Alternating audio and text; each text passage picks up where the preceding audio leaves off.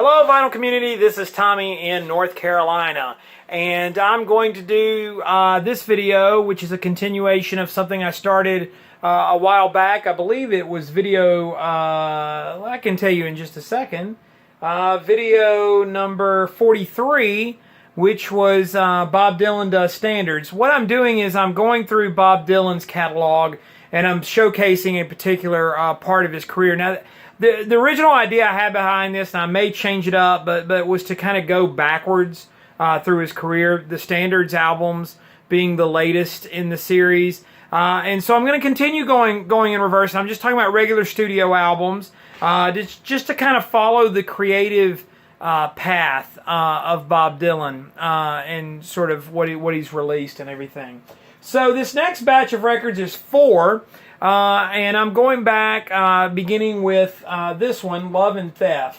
Now, some are going to argue here, and I'd love to hear your thoughts on it, but that Time Out of Mind from 1997 was Bob Dylan's sort of return to form. He had kind of, I won't say squandered away, but he was not up to standards in the late 80s into the 90s, with the exception of maybe Oh Mercy. And Time Out of Mind was seen as a huge comeback for him. And Love and Theft was seen as sort of the second album in a trilogy. I don't see the trilogy aspect of it.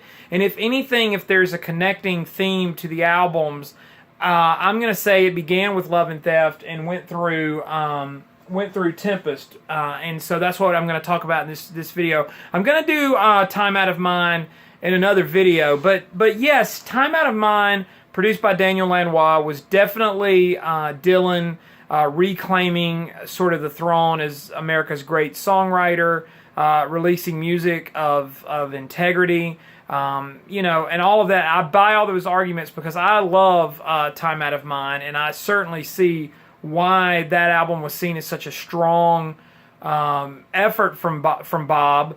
But he followed that with this one, from actually released on September 11th, 2001.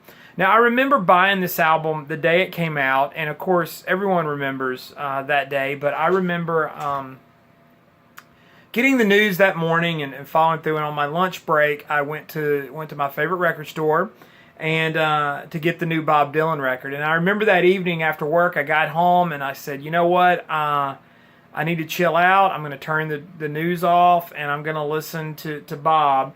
And one of the tracks on this album is a song called Sad and Lonesome Day, and the first line is, "Today has been a sad and lonesome day." It was very eerie that day to hear Bob sing those lyrics. And, this was a thing. I kind of started to get into Bob in the late 90s. So Time Out of Mind was probably my first, new Bob Dylan album. But this is the first one I remember, I'm buying this the day it came out. And had to have a copy. And this actually remains one of my very favorite Bob Dylan albums ever released. Here's the back cover here. And I think this album, and to be honest, I think this album is as strong as anything he did in the 60s.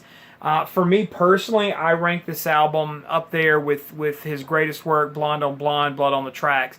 That's a personal thing.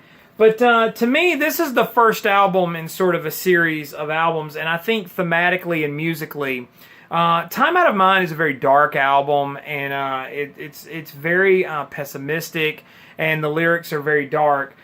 This album, Bob kind of, he follows that up with sort of almost a humorous type record, and just going through the tracks, Tweedledee and Tweedledum, his version of Mississippi that Sheryl Crow did, Summer Days, which is a rockabilly number.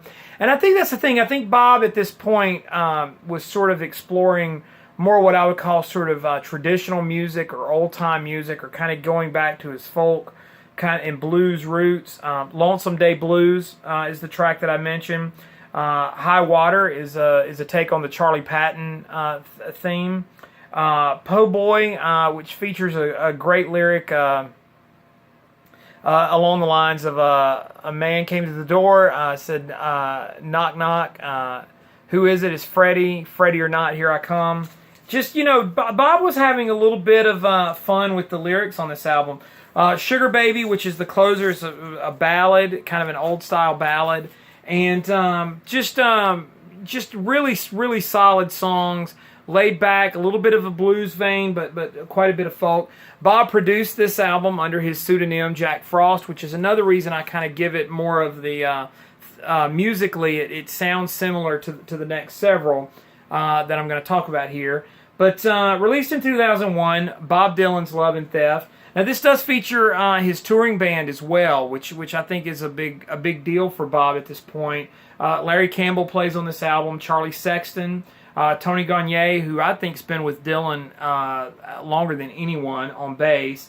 David Kemper plays drum. David was later replaced by George Rosselli, and Larry Campbell later left.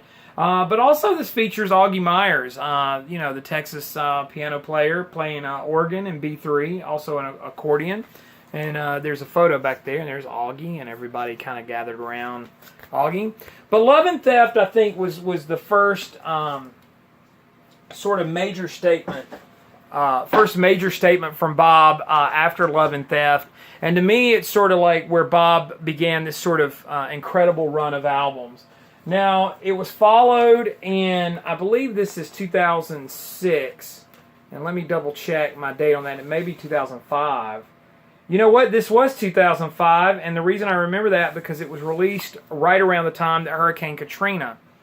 Interesting, Bob releases albums during major events in American history, September 11th, and I think this album came out right around the time Katrina hit, and so, or it may have been the anniversary of Katrina. It may have been 2006. Let's see, 2006. That is right. So 2006 is the date. But this is Modern Times. And so this album really just expands on the themes that was sort of began with Love and Theft. Musically, it's very similar. I probably showed you the label, but it opens with sort of a rockabilly number that Wanda Jackson did, "Thunder on the Mountain," "Spirit on the Water," which is a nice ballad. This is a beautiful gatefold. Again, this features Bob's touring band. And there's George Rosselli, the drummer, and you've got Charlie and Stu Kimball, who played on this record, and of course Denny Freeman, who, this is pretty much the same band that Bob has now. So Bob's had this same band together for almost 12 years. I didn't realize that until looking at it. But Working Man Blues #2, you know, around this time Bob did a tour with Merle Haggard, and so I think he was paying tribute to Merle. A Civil War type song, Nettie Moore. Again, another epic closing track, Ain't Talkin'. But again, these songs are more in the sort of blues folk vein. And like I said, thematically and musically, it's a natural sort of follow-up to Love and Theft. And so the sounds and everything about it follow Love and Theft quite a bit. Including the black and white sort of New York, I think it looks like New York City sort of front cover. But Modern Times from 2006. And then I don't think Bob took as long for the next one, Together Through Life. And this one was released in 2009. Together Through Life, another classic photo. This one has more of a sort of Texas feel, and it's interesting if you listen to these albums in a row. If you start with Love and Theft, to me he talks about Tennessee and Mississippi. He's in the South. He's moving further west, and this is just as a listener. If you listen to him in a row, and as you get into Modern Times, he's kind of moving his way westward into Louisiana and that area. And then you get Together Through Life, which to me is more sort of Texas themed. And of course it does have the song Houston, if you ever go to Houston. Hell's my wife's hometown. It's all good. Like I said, musically, it's again produced by Bob under the Jack Frost pseudonym. It came with a CD. I don't know if you guys can see that. Let me see if I can get a better angle of that. The inner sleeve there on the Columbia label. That's a nice blue label. But yeah, Together Through Life. To me, if a lot of people thought that there was a trilogy of albums, and I think Bob sort of said that the trilogy. He even stated that the trilogy really began with Love and Theft, and so I think Bob makes the same connection, and I don't think I'm making that connection just because Bob said so. I'm making the connection because I just can hear it. But this album also kind of augmented his touring band. I think Mike Campbell played on this album. David Higaldo from Los Lobos added some nice, very tasty accordion. So this album in particular has more of a Tex-Mex sort of feel to it. And I think it probably because of the contributions of those musicians and what they brought to the table, adding to Bob's touring band. But I think Bob at this point was sort of recording sort of live in the studio, just getting a very natural feel, and the songs just are, I won't say underproduced, but they feature just that band with not a whole lot of extra things. It has almost a live in the studio feel. And finally, what I would consider the last album in sort of this group of records is Tempest.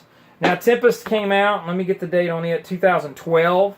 This is the last album of new studio material that Bob Dylan has released, and not talking about the standards or the bootleg series or any of those.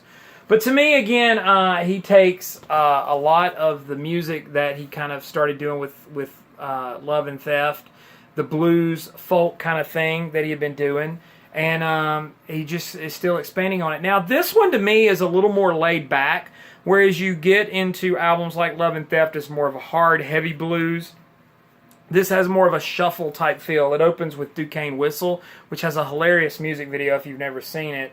But Bob has a little bit more of a growl, and I know that's probably funny in his voice. But I mean, you can definitely tell his voice is way more shot here than probably. And there he is with his touring band, as he calls them, a cowboy band. The guys that have been kind of around at this point. The album does have some nice ballads like Soon After Midnight.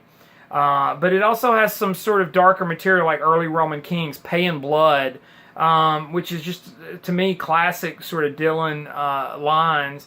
The song Tempest is the epic song, but it closes with a tribute to John Lennon, Roll On John. So it's interesting to hear Bob pay tribute to his old friend. Now, of these four albums, I can say if I had to rank them, I probably would go Love and Theft, probably Modern Times, Tempest, and then maybe Together Through Life. Together Through Life and Tempest really follow close together for me, so it's hard to rank because I do like all of those albums. I don't think there are any real duds to be found in those records. So they're all worth seeking out. But to me, and I don't know if it's just the emotional connection that I have to it, Love and Theft is definitely the top tier of that. But after that, it could kind of go either way. And so, it's sort of up to the listener. Some people may have a harder time, particularly with the vocal range on Tempest. He really sounds really torn on Tempest. Probably Tempest may be Dylan's worst album vocally. And again, I know that's sort of a joke for a lot of people when they talk about Bob Dylan. I like the sort of gravelly Bob Dylan voice. I've grown accustomed to it. I've seen him live a lot, and so these albums were kind of the source material for most of the live shows that I've seen him. So maybe that I have a connection to some of those songs a little bit more.